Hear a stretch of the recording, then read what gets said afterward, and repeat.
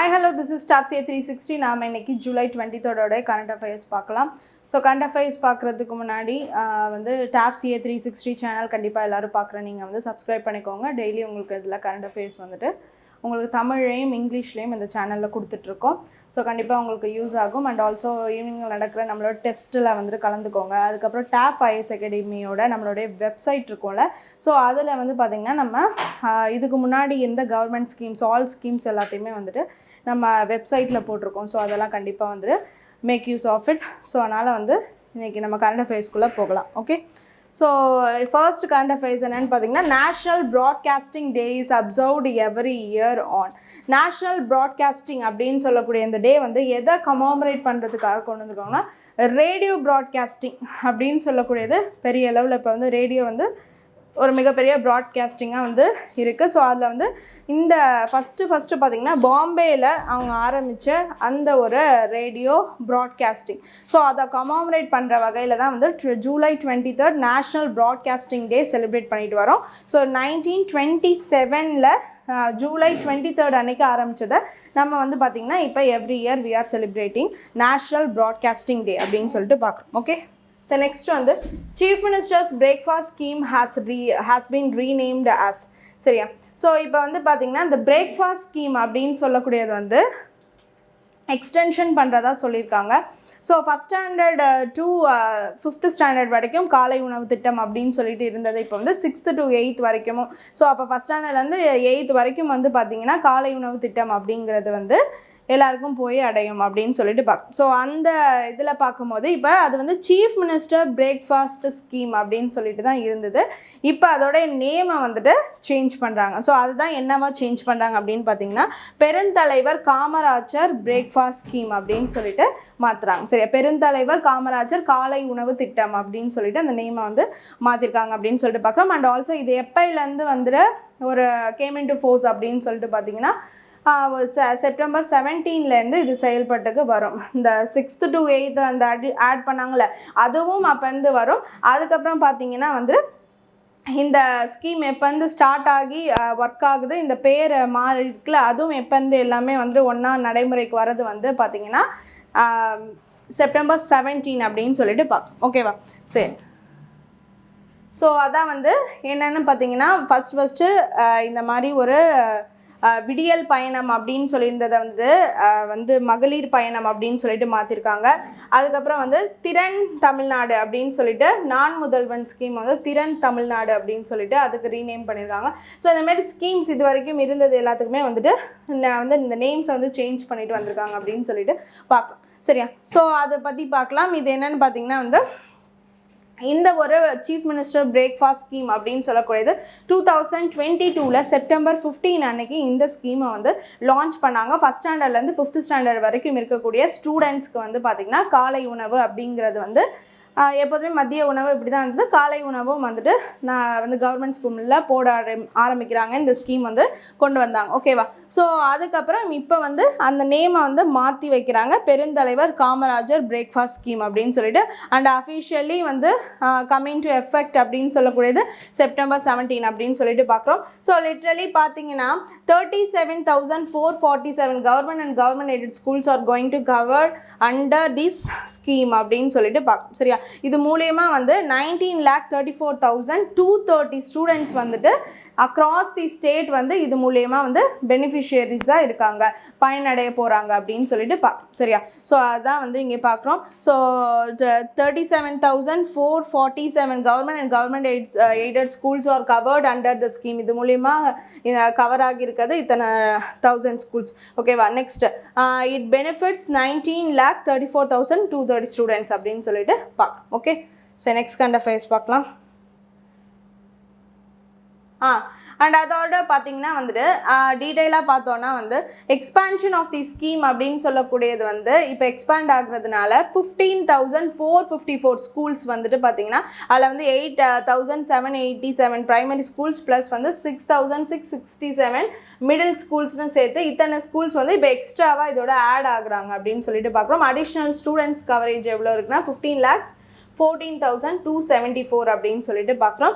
So அந்த government வந்து இதுக்கான அந்த ஃபண்ட் அலோகேஷன் அப்படிங்கிறது எவ்ரி இயர் வந்து 43.55 crore வந்து எக்ஸ்பான்ஷன் பண்ணியிருக்காங்க எவ்ரி இயர் அப்படின்னு சொல்லிட்டு சரியா. நெக்ஸ்ட் நான் சொன்ன மாதிரி திறன் தமிழ்நாடு நான் முதல்வன் ஸ்கீமை நேம் சேஞ்ச் பண்ணிட்டாங்க. மகளிர் விடியல் பயணம் அப்படின்றத மகளிர் பயணம் அப்படின்னு சொல்லிட்டு நேம் சேஞ்ச் பண்ணிட்டாங்க சரியா. ஸோ இதெல்லாம் தான் இது ரிலேட்டடான information. Okay, next current affairs பார்க்கலாம். France has banned social media access for children below the age of 15 years தான் ரைட் ஆன்சர். ஓகேவா.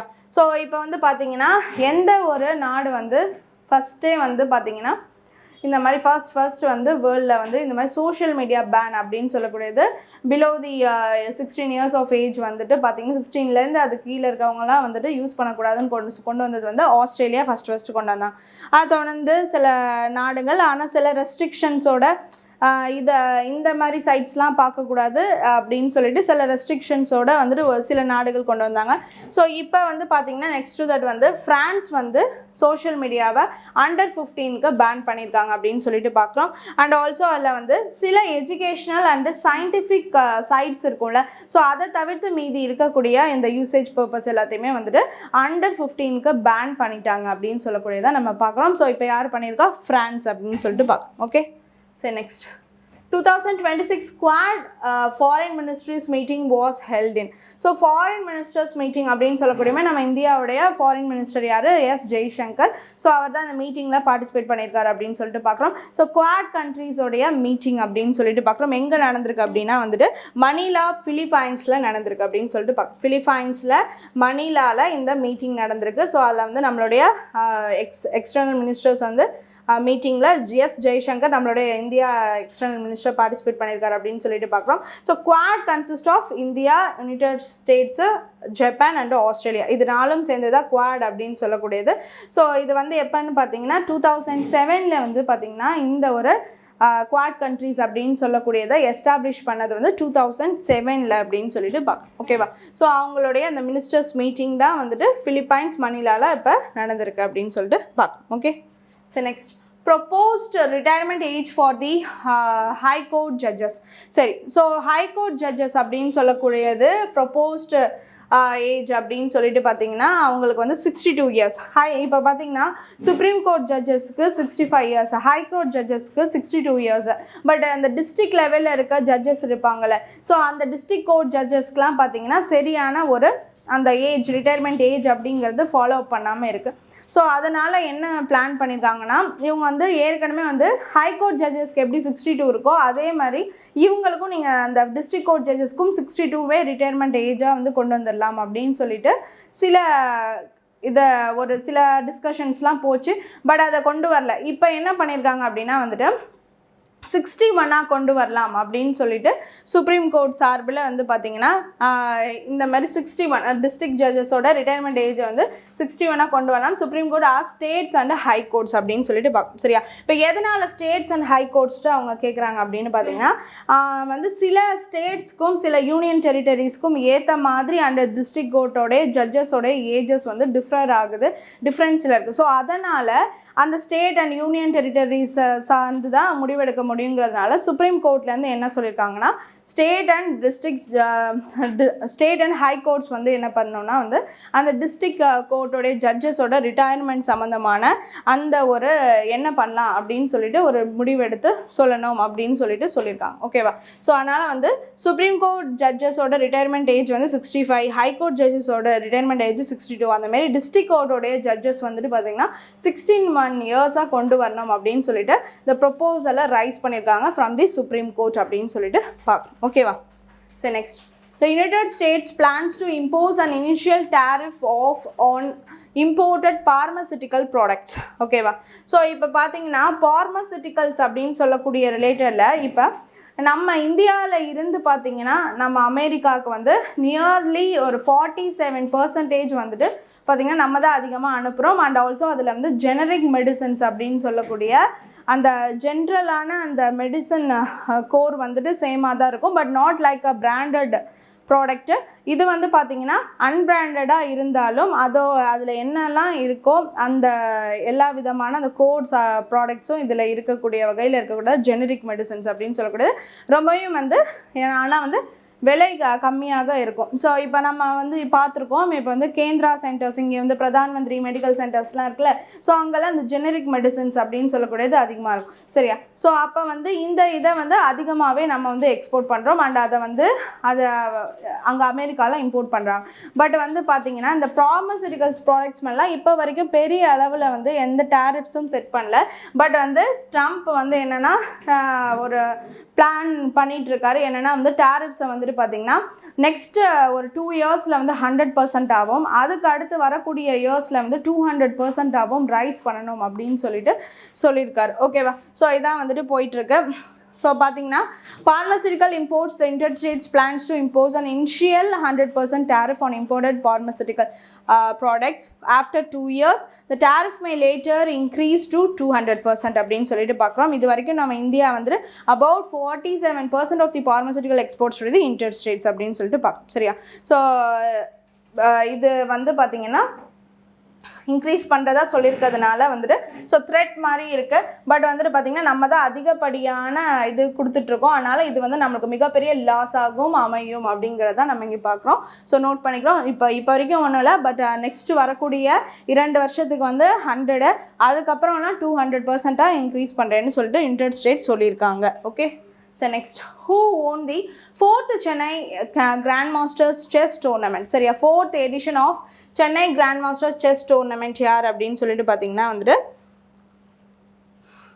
Alireza Firouzja அப்படின்னு சொல்லக்கூடியவங்க தான் வந்து பார்த்தீங்கன்னா வந்துட்டு ஃப்ரான்ஸை சேர்ந்தவங்க. அவங்க தான் வந்து சென்னையில் நடந்த இந்த கிராண்ட் மாஸ்டர் 2026 வின்னர் அப்படின்னு சொல்லிட்டு பார்க்குறோம். ஸோ வந்து பார்த்திங்கன்னா அவங்களுக்கு அடுத்து அந்த டோர்னமெண்ட்டில் வந்து ரன்னர் அப் யார் அப்படின்னு சொல்லிட்டு பார்த்தீங்கன்னா 3rd place யார் செக்யூர் பண்ணியிருக்கா அப்படின்னு சொல்லிட்டு பார்த்திங்கன்னா நம்ம இந்தியாவை சேர்ந்த அர்ஜுன் எரிகேசி வந்துட்டு பார்த்திங்கன்னா 2nd runner up secure 3rd place அப்படின்னு சொல்லிட்டு பார்க்கலாம். ஓகேவா? சரி, next 23rd Commonwealth Games will be held in. சரியா? ஸோ எங்கே இந்த காமன்வெல்த் கேம்ஸ் வந்து நடக்குது அப்படின்னு சொல்லிட்டு 2 months பிஃபோரே நம்மளுக்கு வந்து வந்துடுச்சு. ஸ்காட்லாண்டில் கிளாஸ்கோவில் தான் வந்து 23rd காமன்வெல்த் கேம்ஸ் வந்து நடக்க போகுது. காமன்வெல்த் அப்படின்னு சொல்லக்கூடிய அந்த நேஷன்ஸ் வந்து பார்த்திங்கன்னா நியர்லி 56 நேஷன்ஸ் வந்து அதுக்குள்ளே இருக்குது. சரியா? ஸோ அவங்க எல்லாம் கலந்து பண்ணக்கூடியதான். இது வந்து பார்த்திங்கன்னா இப்போ ஆஸ்திரேலியாவில் நடக்க இருந்துச்சு, பட் வந்து பார்த்திங்கன்னா இப்போ எங்கே நடக்குது அப்படின்னா கிளாஸ்கோ ஸ்காட்லாண்டில் நடக்குது அப்படின்னு சொல்லிட்டு பார்க்கணும். ஓகேவா? So 2nd August 2026 from July 23rd to 2nd August வரைக்கும் நடக்க இருக்குது. இன்றைக்கி ஸ்டார்ட் பண்ணியிருப்பாங்க. ஸோ அதோட மஸ்கட்டாக என்ன இருக்குன்னா வந்து ஃபினே ஃப்ரெண்ட்லி யூனிகார்ன் தான் வந்துட்டு அதோட மஸ்கட்டாக வந்துட்டு வச்சுருக்காங்க. அண்ட் ஆல்சோ வந்து 74 countries இதில் வந்து பார்ட்டிசிபேட் பண்ணுறாங்க. 3000 அத்லெட்ஸ் அண்ட் 10 ஸ்போர்ட்ஸ் அண்டு 6 பேரா ஸ்போர்ட் ஈவெண்ட்ஸ் வந்துட்டு இதில் நடக்க இருக்குது அப்படின்னு சொல்லிட்டு பார்க்குறோம். ஸோ வந்து 10 ஸ்போர்ட்ஸ் ஈவெண்ட்ஸ் தான் இதில் நடக்க இருக்குது. இதுக்கு முன்னால் நிறைய நடந்திருக்கு. இப்போ 10 ஸ்போர்ட்ஸ் ஈவெண்ட்ஸ். ஓகேவா? நெக்ஸ்ட், இது வந்து இந்த காமன்வெல்த் கேம்ஸ் அப்படின்னு சொல்லக்கூடியது எப்போ புதுசாக ஃபஸ்ட்டு எஸ்டாப்ளிஷ் ஆனது வந்து 1930 தான் எஸ்டாப்ளிஷ் ஆனது அப்படின்னு சொல்லிட்டு பார்க்குறோம். And conducted every 4 years once வந்து நடக்கும் அப்படிங்கிறதையும் நம்ம பார்க்குறோம். ஸோ ஆஸ்திரேலியா இது வரைக்கும் பார்த்திங்கன்னா இந்த கேமை 5 times வந்து ஹோஸ்ட் பண்ணியிருக்காங்க. இந்தியா வந்து 1 time வந்து ஹோஸ்ட் பண்ணியிருக்கோம். 2010 நியூ டெல்லியில் இந்த காமன்வெல்த் கேம்ஸை வந்து நம்ம ஹோஸ்ட் பண்ணியிருக்கோம் அப்படின்னு சொல்லிட்டு பார்க்கணும். ஓகேவா? சரி. So July 23rd current affairs வந்து பார்த்தாச்சு. So hope you will understand the video. Thank you.